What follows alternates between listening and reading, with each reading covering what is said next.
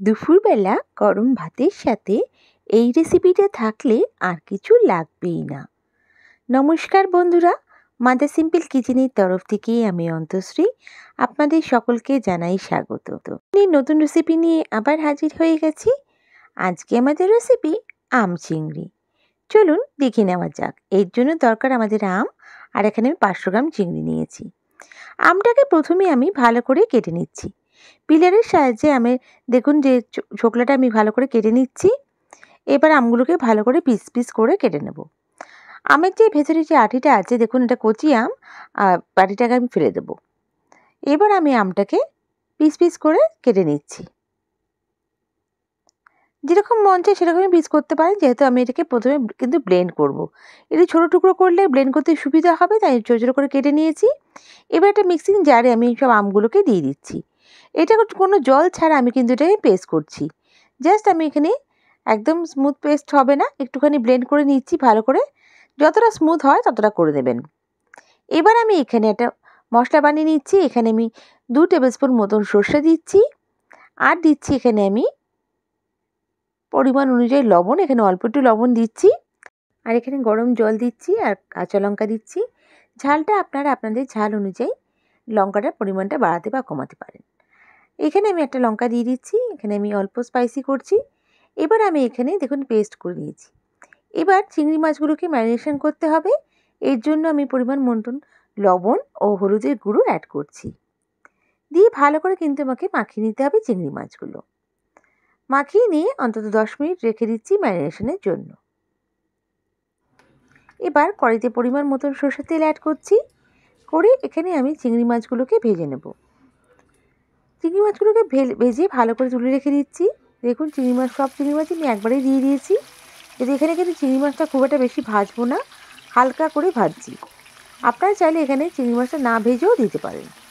দেখুন এখানে আমি অল্প একটু ভাজবো, জাস্ট একটুখানি ভেজে নিচ্ছি। একটুখানি ভেজে নিলে পরে তেলের মধ্যে চিংড়ি মাছের ফ্লেভারটা চলে আসবে, আর টেস্টটা কিন্তু ভালো লাগে খুব। দেখুন হালকা করে একটু ভাজছি, খুব বেশি কিন্তু আমি ভাজছি না, জাস্ট একটুখানি দিয়ে আমি তুলে রাখছি। এখানে দেখতে পাচ্ছেন চিংড়ি মাছ থেকে একটু জল ছেড়েছে, সেটা কিন্তু আমি একটুখানি জাস্ট গ্যাসটা অন করে রাখলে এটা চলে যাবে। দেখুন চিংড়িটা তুলে রাখলাম। এবার আমি এই একই তেলে কিন্তু আমি রান্নাটা করব। দেখুন এবার আমি এখানে অ্যাড করে দিচ্ছি 1 চামচ কালো জিরে, আর আমি 2টো চেরা কাঁচা লঙ্কা অ্যাড করছি। আপনারা এখানে ঝাল অনুযায়ী লঙ্কাটা বাড়াতে বা কমাতে পারেন। একটু ভালো করে নাড়াচাড়া করে নিচ্ছি, যতক্ষণ না বেশ মশলা দিয়ে সুন্দর ঘ্রাণ বেরিয়ে আসছে, ততক্ষণ একটু হালকা করে নাড়িয়ে চাড়িয়ে নিচ্ছি। এবার আমি এখানে অ্যাড করে দেব 1 চামচ মতন হলুদের গুঁড়ো আর সামান্য পরিমাণে জল, আর হালকা লবণ আমি এখানে অ্যাড করব। যেহেতু আমি এখানে সর্ষেটা বাটার সময় লবণ দিয়েছি, তাই জন্য এখানে কিন্তু হালকা পরিমাণে লবণ অ্যাড করব। খুবই ঝটপট এই রেসিপিটা হয়ে যায়, আর এই রেসিপিটা থাকলে গরমের দুপুরে কিন্তু আর কিছু লাগবেই না। দারুণ খেতে লাগে। একবার এটা খেয়ে দেখবেন, যদি এইভাবে না ট্রাই করে থাকেন, এইভাবে অন্তত একবার ট্রাই করে দেখবেন। এবার আমি প্রথমে দেখুন সর্ষে বাটাটা দিয়ে দিচ্ছি, আর একটুখানি অল্প জল আমি মিক্সিটা ধুয়ে দিয়ে দিলাম। আর আমি এখানে অ্যাড করে দেবো ম্যাঙ্গো পেস্টটা। এই আমটা দেওয়ার জন্য রান্নার টেস্টটা কিন্তু দ্বিগুণ বেড়ে যাবে। খুবই সুন্দর লাগে এইভাবে আম চিংড়ি। এই আম চিংড়িটা একবার খেয়ে দেখুন, আমার গ্যারেন্টি বারবার বানাবেন।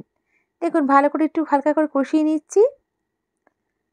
আর এখানে কিন্তু গ্রেভিটা কিন্তু খুব একটা বেশি হয় না।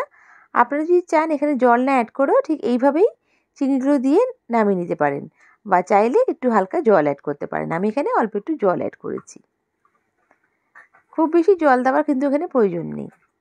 আর এখানে আমি স্বাদ অনুযায়ী একটুখানি 1/2 টিস্পুন মতন চিনি দিলাম। এটা অপশনাল, আপনারা চাইলে দিতেও পারেন। যেহেতু কাঁচা আম দিয়েছি, স্বাদটা ব্যালেন্স করার জন্য আমি এখানে চিনি অ্যাড করেছি। দেখুন হালকা একটুখানি জল দিয়েছি, অল্প গরম জল দিলাম, দিয়ে একটু হালকা নাড়িয়ে চাড়িয়ে নিয়ে আমি চিংড়িগুলোকে অ্যাড করে দিচ্ছি। সব চিংড়িগুলো ঢেলে দিলাম, দিয়ে আমি এখানে একটু হালকা করে নাড়িয়ে চাড়িয়ে নিচ্ছি। নিয়ে আমি একটুখানি ঢাকা দিয়ে জাস্ট 2 থেকে 3 মিনিট আমি এখানে কুক করে নেব। দেখুন, আর এখানে আমি দিয়ে দিচ্ছি কাঁচা লঙ্কা। লঙ্কাটা এই সময় দিলে পরে ফ্লেভারটা খুব ভালো আসে। দেখুন এবার আমার রান্নাটা কিন্তু একদম হয়ে গেছে। এবার আমি সার্ভ করে দেব। বন্ধুরা, আমার রেসিপিটা ভালো লেগে থাকলে প্লিজ লাইক করে সাবস্ক্রাইব করে আমার পাশে থেকে যাবেন। বেল বাটনটা প্রেস করবেন যাতে আমার রান্নার নোটিফিকেশনগুলো সবথেকে প্রথমে আপনারা পেয়ে যান। আর যদি আমার রেসিপিটা ফেসবুক থেকে দেখে থাকেন তাহলে আমার পেজটাকে লাইক করে ফলো করে দেবেন প্লিজ। আর আমার এই রেসিপিটা কেমন লাগলো আমায় কমেন্ট করে নিশ্চয়ই জানাবেন। নেক্সট রেসিপি নিয়ে আবার হাজির হয়ে যাব। সবাই ভালো থাকবেন, সুস্থ থাকবেন। বাই। Thank you.